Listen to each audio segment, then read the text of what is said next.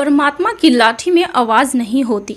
एक साधु वर्षा के जल में प्रेम और मस्ती से भरा चला जा रहा था कि साधु ने एक मिठाई की दुकान को देखा जहां एक कढ़ाई में गर्म दूध उबाला जा रहा था तो मौसम के हिसाब से दूसरे कढ़ाई में गर्मा गर्म जलेबियां तैयार हो रही थी। साधु वहां रुक गया। शायद उसे जलेबी बनने का सुगंध आ रहा था। यह मौसम का असर था। हलवाई के भट्टी को बड़े गौर से देखने लगा। साधु कुछ खाना चाहता था पर साधु की जेब ही नहीं थी तो पैसे भला कहाँ से होते। साधु कुछ पल भट्टी से हाथ सेकने के बाद चला ही जाना चाहता था कि नेक दिल हलवाई से रहा ना गया और एक प्याला गरम दूध और कुछ जलेबियां साधु को दे दी।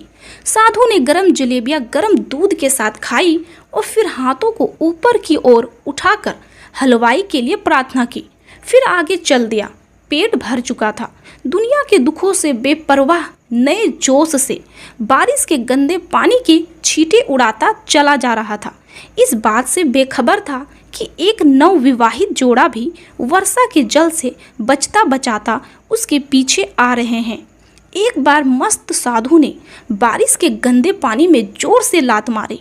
बारिश का पानी उड़ता हुआ सीधा पीछे आने वाले युवती के कपड़ों को भिगो दिया। औरत की कीमती कपड़े कीचड़ से लथपथ हो गए।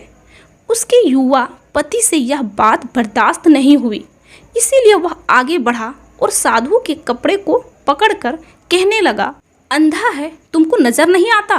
तेरी हरकत की वजह से मेरी पत्नी के कपड़े गीले हो गए हैं और कीचड़ से भर गए हैं। साधु हक्का बक्का सा खड़ा था, जबकि इस युवा को साधु का चुप रहना ना खुशगवार गुजर रहा था। युवा की पत्नी ने आगे बढ़कर युवा के हाथों से साधु को छुड़ाना भी चाहा, लेकिन युवा की आंखों से निकलती नफरत की चिंगारी देखकर वह भी फिर से पीछे होने पर मजबूर हो गई। आने जाने वाले भी दुखी होकर यह सब दृश्य देखे जा रहे थे।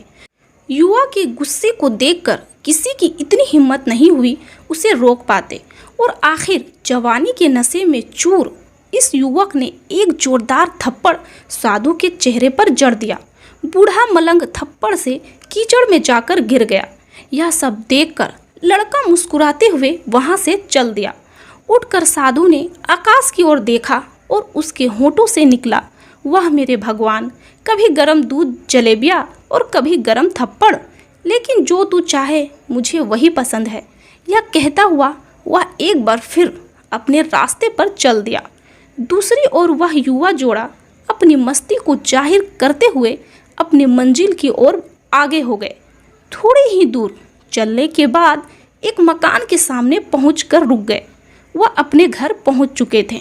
वह युवा अपने जेब से चाबी निकालकर अपनी पत्नी से हंसी मजाक करते हुए ऊपर घर की सीढ़ियां चढ़ रहा था।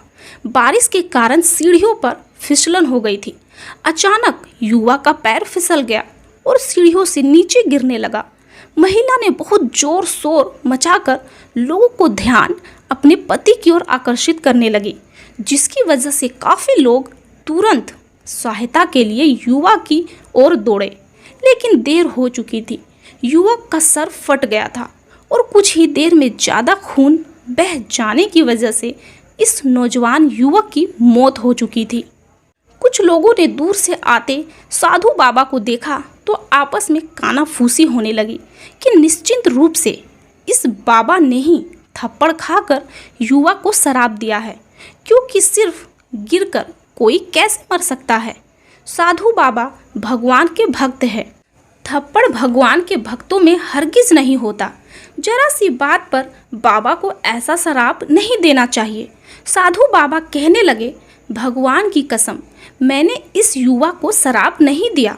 अगर आपने शराब नहीं दिया तो यह नौजवान युवा सीढ़ियों से गिरकर कैसे मर गया।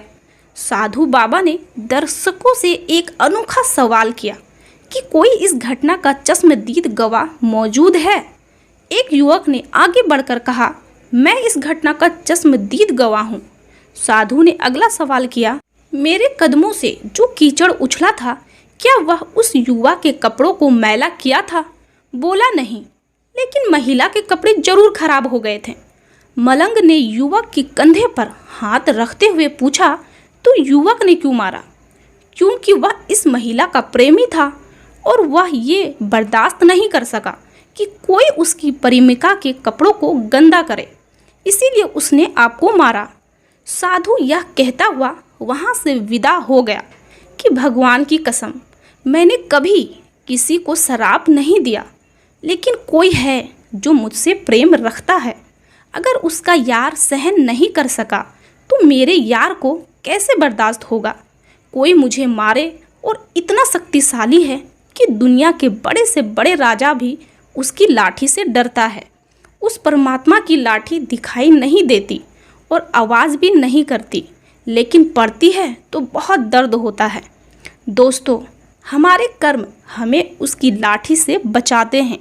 बस अच्छे कर्म करने चाहिए, क्योंकि लोग जैसा करते हैं वैसा ही भरते हैं।